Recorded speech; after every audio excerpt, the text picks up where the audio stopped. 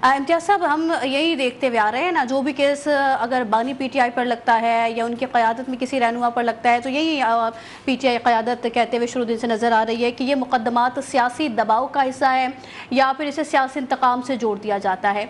अब सर, जो कल भी ममनुआ फंडिंग केस में खान साहब को मरकज़ी मुल्ज़िम करार दिया गया, आज की समाअत जो मुख्तसर हुई उसमें भी फैसल हकीम साहब ने, जब्बार साहब ने तफसीलन बताया कि क्या क्या जो है उसमें हुआ है।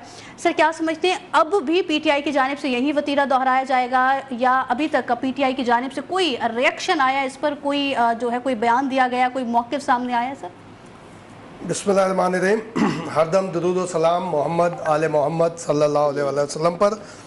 देखें, ये दोनों कल भी इस पर हमने बात की थी। ये सिर्फ यही केस नहीं है सवेरा, पीटीआई के ऊपर जितने मुकदमात हुए हैं उसमें वो तवालत देते हैं और फिर इल्ज़ाम लगा देते हैं कि हमारी हेयरिंग नहीं हो रही, हमें सुनने नहीं दिया जा रहा। पहले पिशावर हाई कोर्ट होती थी, पिशावर हाई कोर्ट से वो जाके रिलीफ ले आया करते थे, स्टे ले आते थे, फिर वो सालों बरसों चलते थे, चाहे फॉरेन फंडिंग केस हो, चाहे पार्टी इलेक्शन हो, और भी कई एक मुकदमात, ये तोशाखाना केस में भी इसी तरह से काम किया गया था। देखें, बात ये है कि आज का जो फैसल साहब ने जो प्रोसीडिंग बताई, ये एक कॉमन प्रैक्टिस है।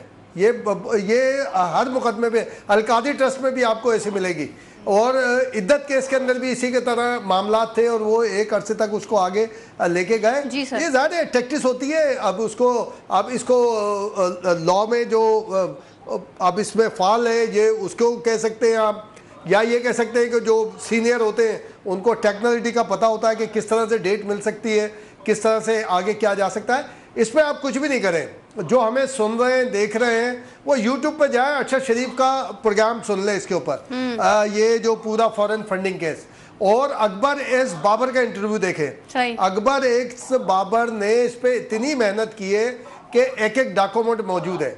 इलेक्शन कमीशन ने भी इंतहाई ताखिर से फैसला किया था इसका, और सिर्फ इसलिए किया था कि कभी पिशावर हाई कोर्ट बीच में आ जाता था, कभी कुछ और बीच में आ जाता। लेकिन तोशाखाना केस सवेरा, जिसके अंदर वो सजा याफ्ता है, मुजरिम है इमरान खान और उनके साथी, और दूसरा ये फॉरेन फंडिंग केस, इनकी सबसे अहम और ख़ास बात यह है कि इमरान खान के दौरे इक़्तिदार में ये केस बने, दौरे इक़्तिदार में ये चीज़ें सामने आई हैं।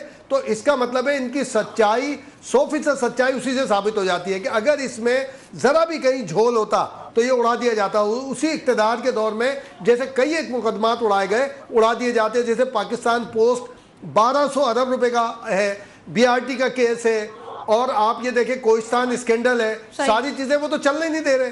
कि अभी भी लोग हैं ऐसे पावरफुल जो सपोर्टिव हैं, वो इन मुकदमात को, क्रिमिनल मामलात को, करप्शन के मामलात को नहीं आने दे रहे। आपको याद है 180 अरब रुपए का फ्यूल के ऊपर एक मामला आता जो उनके फॉरेन मिनिस्टर के ऊपर गया था, उन्होंने कमेटी बना दी थी, बोला भाई कमेटी बना दी है, अब इसके ऊपर हम ये सारा जो पेट्रोलियम का सारा देखेंगे, बस वो हटा दिया उसको, बात खत्म हो गई। अब ये शुगर स्कैंडल क्या था, वो जो तरीन साहब के ऊपर कुछ भी नहीं हुआ। तो हमारे इदारे क्या कर रहे हैं? हमारे इदारों को चाहिए इसके ऊपर काम करें। हमेशा यही नजर आती है इम्तियाज़ साहब।